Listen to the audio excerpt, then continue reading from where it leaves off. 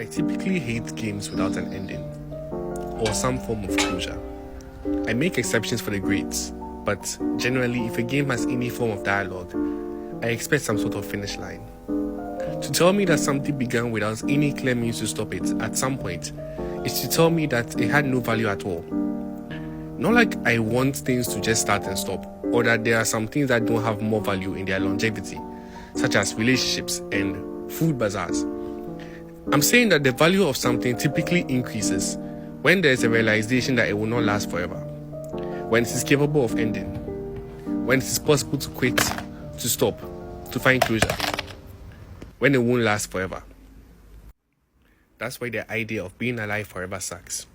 Of course, if you've ever come close to dying altogether, if you remember what it was like to be sick, under an IV drip or in a coma, you'd understand more than anyone else that being alive is all anyone wants to do. But then again, you fight on that sickbed to stay alive because there's something worth living for. A friend, a lover, a destiny, soup, chicken soup, a shit ton of soup. The point is that the theory of eternity becomes exciting when there's something worth living forever for. But what if there wasn't? What if your last anchor turns off her location and vanishes from the surface of the earth? What if your brothers are all far away? What if you're not getting paid and heaven no longer seems to be your home? What if you lose your lover in a gunfight and now nothing makes sense? What if he runs off with her and now you're a joke they tell during aftercare? What if food makes you nauseated and stairs become a challenge and sticks are a joke and pills taste like gummy bears and gummy bears taste like marmalade and marmalade tastes like shit in your mouth?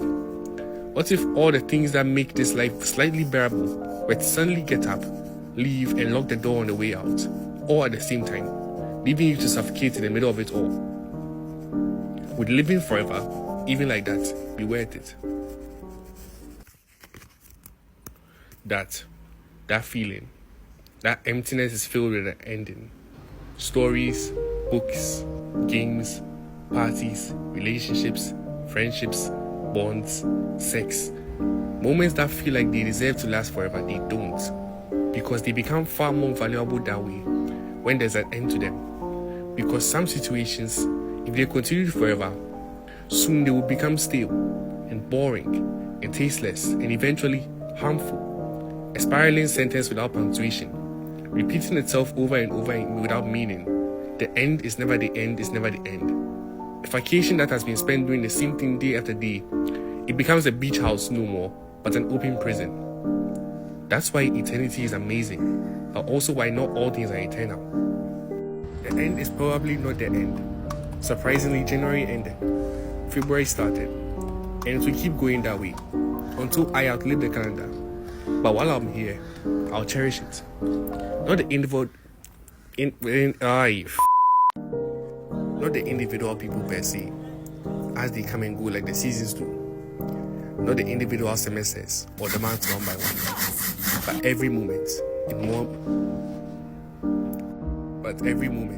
in order of importance, reminding myself forever that in a world so dark, there was this one moment that rocked, and another.